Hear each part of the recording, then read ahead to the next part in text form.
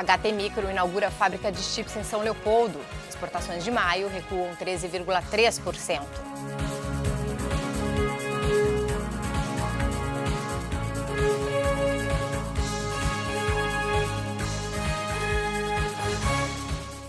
Inaugurada em São Leopoldo, a HT Micron, uma parceria com a sul-coreana Hana Micron e o grupo gaúcho Parite. Para este ano, a indústria de chips encapsulados, utilizados em cartões bancários e celulares, prevê um faturamento de 300 milhões de reais. A cerimônia contou com a presença da presidenta da República, Dilma Rousseff. Aqui, nós podemos, de fato, estar estruturando um Vale do Silício brasileiro. Com essa afirmação, a presidenta Dilma Rousseff iniciou seu discurso na inauguração da HT Micron em São Leopoldo. Durante o evento, que teve também a presença do presidente da Fiergs, Heitor José Miller, Dilma destacou a importância das parcerias para o desenvolvimento do país. O objetivo da HT Micron, segundo o presidente da empresa, é ser a maior do setor na América do Sul. E a nossa visão é de ser líder nesse segmento e alavancar toda uma indústria. As instalações da fabricante de chips, com 900 funcionários, estão localizadas no Parque Tecnológico da Unicinos. São 10 mil metros quadrados e o investimento foi de 200 milhões de reais. A capacidade de produção é de até 360 milhões de chips por ano. Exportações do Rio Grande do Sul totalizam 1 bilhão e 960 milhões de dólares em maio, um recuo de 13,3% em comparação com o mesmo período de 2013. O resultado negativo foi puxado tanto pelo setor industrial, responsável por 56,2% do total embarcado e queda de 14,6%, quanto pelos produtos básicos, que apresentaram redução de 12%. Entre os principais desempenhos negativos ficaram metalurgia, com menos 85,9%, tabaco, com queda de 40,9%, produtos químicos, menos 36%, e máquinas e equipamentos, menos 19,6%. Os avanços em coque derivados de petróleo, de 405,6%, e couro e calçados, com 9,4%, impediram um efeito ainda pior do segmento industrial. Em relação aos destinos das exportações gaúchas, a liderança ficou com a China, 791 milhões de dólares. A segunda posição foi ocupada pelo Paraguai, com 129 milhões e 600 mil dólares, ao elevar as compras em 153,7%, basicamente óleo diesel. Na sequência, veio a Argentina, com 114 milhões e 800 mil dólares, mesmo deixando de importar 36,3% ante o mesmo mês de 2013. Ainda em maio, as importações totais somaram 1 bilhão e 380 milhões de dólares, uma redução de 13,2%.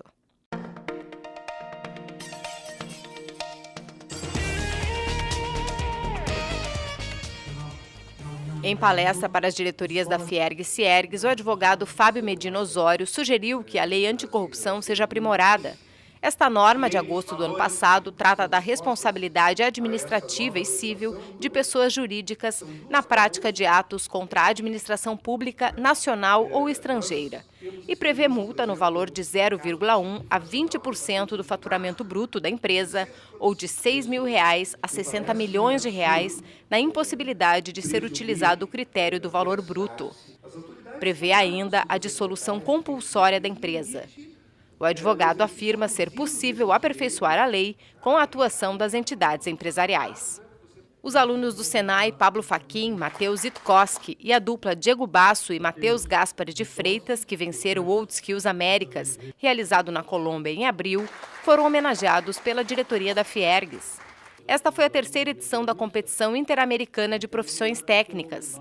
Nas provas, os estudantes executam tarefas do dia a dia de trabalho em suas profissões, obedecendo padrões internacionais de qualidade. Os vencedores são aqueles que conseguem resolver o desafio no menor tempo.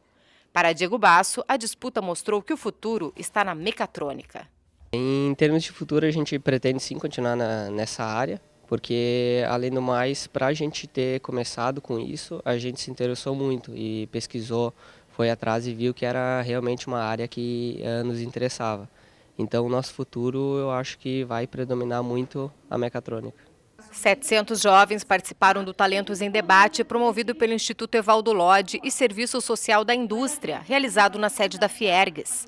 A escritora e professora da Faculdade de Tecnologia de São Paulo, Nathalie Trutman, e o CEO e cofundador da Lema 21, uma marca de óculos com venda somente pela internet, Jonathan Sayag, deram suas dicas de como ser um empreendedor de sucesso. Priorizar metas, aprender com os erros e ter uma atitude positiva foram alguns dos conselhos repassados. Veja depois do intervalo, especialistas debatem o futuro econômico do país. A atração pelo desconhecido e a capacidade de inventar o próprio mundo fazem parte da natureza humana. Transformar estas vocações em profissões faz parte da natureza do Senai. São escolas técnicas de nível médio, uma faculdade de tecnologia e centros tecnológicos com capacidade de qualificar os alunos, certificar e desenvolver produtos para as indústrias. Fiergues Senai. Educar para transformar. Mostrar cenários alternativos aos industriais gaúchos. Este foi o objetivo da 5ª edição do Meeting de Economia, realizado pelo Sistema Fiergues por meio do Conselho de Economia e Assuntos Estratégicos da entidade e o IEL. O economista Mansueto de Almeida afirmou que o Brasil não pode mais depender do resto do mundo para crescer e destacou que a indústria vem perdendo participação no PIB, assim como na pauta de exportação brasileira. Já o cientista político Carlos Melo defendeu que o custo é o grande obstáculo da indústria brasileira, com mão de obra cara e alta carga tributária. O atual momento da economia brasileira, com análises e projeções, também foi tema de debate mediado pelo presidente da Gerdau, André Johann Pepper.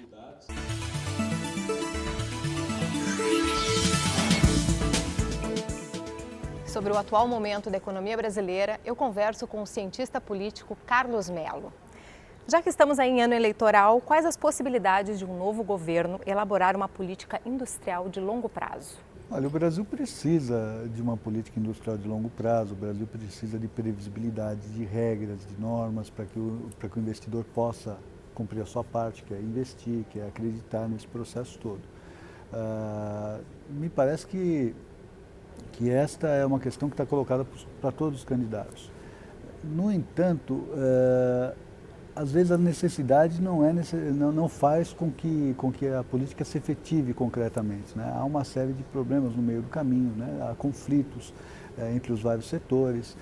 Para que você tenha uma política industrial de longo prazo, eu acho que é preciso você ter um governo com uma mentalidade que junte os vários setores do Brasil, que junte a indústria, que junte o setor de infraestrutura, que junte o setor de bancos também e que se elabore políticas que coordenem esses atores todos para que você possa, enfim, deslanchar um processo virtuoso. Não é? A possibilidade existe, mas eu não sei afirmar para você se existe, neste momento, entre os candidatos, eles vão ter que provar isso, se existe habilidade para construir uma coisa que seja mais do que um arrobo, mais do que uma promessa, que é o que tem sido feito ao longo do tempo. É um desafio difícil, então.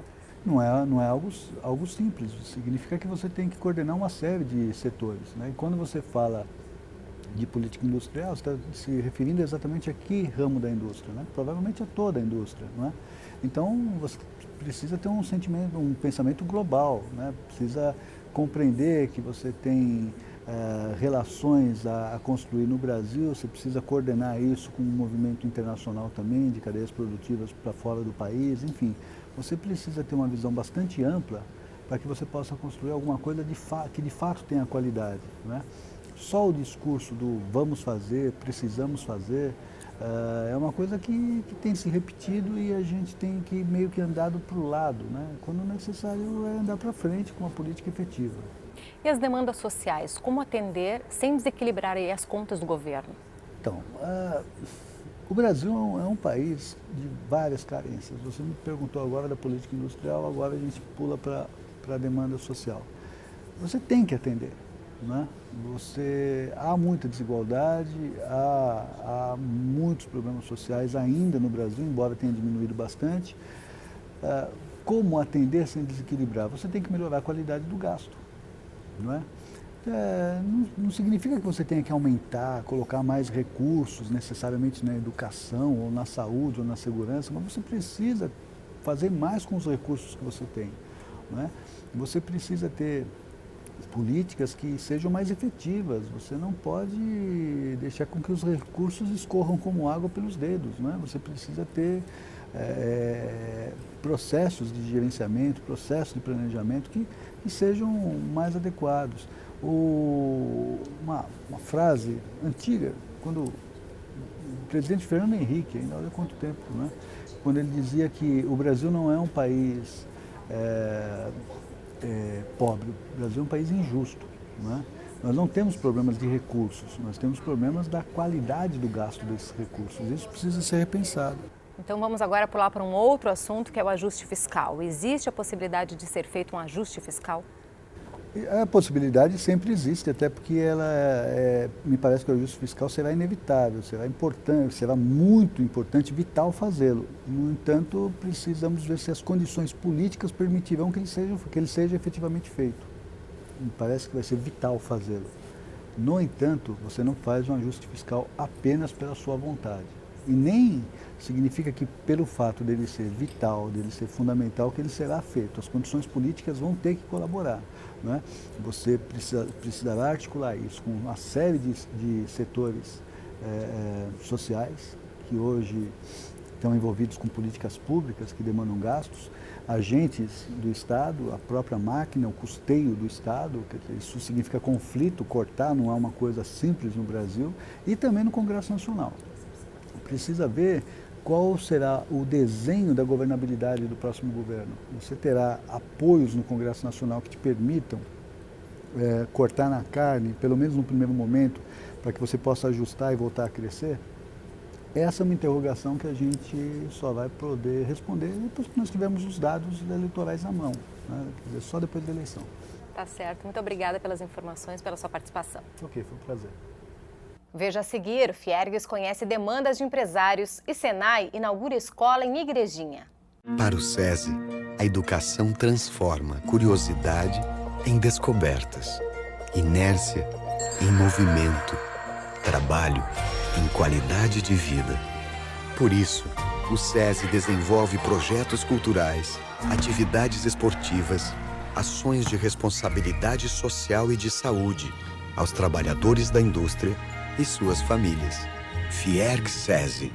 Educar para transformar. Empresários do sul do estado e do Vale dos Sinos apresentam reivindicações à Fiergues. Durante o encontro realizado no Centro das Indústrias de Pelotas, os industriais debateram assuntos como reforma tributária, desvalorização cambial, aumento de mão de obra qualificada e transformações do polo naval. Essa estrutura do pré-sal ainda vai evoluir bastante para nós conseguir explorar ao máximo essa mina fantástica que é de petróleo. Entretanto, nós temos que pensar no longo prazo. Vai haver um ponto de saturação e vai haver um ponto em que talvez a gente não precise mais produzir plataformas para a exploração do pré-sal. Mas nós podemos fazer aqui plataformas para exportar para outros países, só que para isso nós precisaríamos melhor competitividade e para competitividade nós precisaríamos muito mais produtividade comparativamente a outros países. Ainda em Pelotas foi realizada uma reunião almoço com líderes empresariais da região e uma visita às obras da futura escola do Senai, localizada junto ao Parque do SESI, onde será oferecido acesso a tecnologias modernas para a qualificação profissional. Em Novo Hamburgo, durante reunião promovida pela Associação Comercial, Industrial e de Serviços de Novo Hamburgo, Campo Bom e Estância Velha, o presidente da Fiergues afirmou que o melhor programa social para o país é a reindustrialização. Já o presidente da associação, Marcelo Clark Alves, destacou o desapontamento dos empresários em relação a medidas anunciadas pelo governo federal, como a burocracia na retomada do Reintegra. Ele defende que são necessárias medidas mais profundas para devolver a competitividade aos setores produtivos. Senai inaugura nova escola em Igrejinha. A estrutura tem capacidade para ampliar em 50% o número de matrículas na região. A Agência de Educação Profissional Senai Nelson Heidrich, em Igrejinha, vai atender também as indústrias de Taquara, Parobé, Riozinho, Rolante e Três Coroas, por meio de cursos de couro e calçados, eletroeletrônica, gestão e segurança no trabalho, informática, automação e assessoria técnica em educação.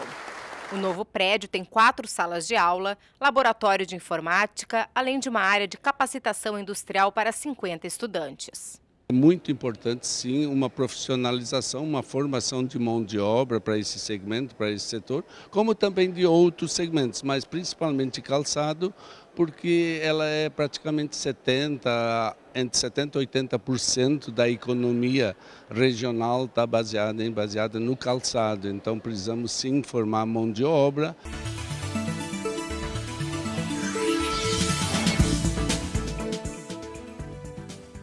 Dirigentes da Federação Australiana de Futebol aproveitaram a vinda da seleção para o jogo com a Holanda pela Copa do Mundo para conhecer o programa SESI Atleta do Futuro.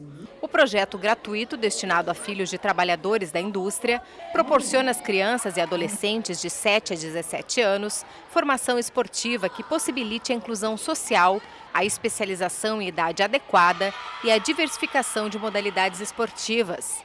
Além do esporte, o programa desenvolve conceitos como saúde, educação, empreendedorismo e sustentabilidade.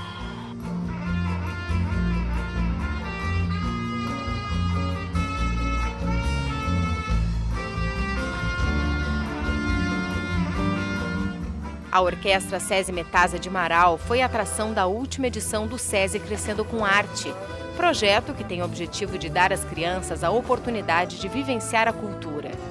Na apresentação, no Teatro do SESI, em Porto Alegre, além de assistir ao espetáculo, algumas das mais de 1.400 crianças tiveram a chance de experimentar os instrumentos musicais que mais gostam.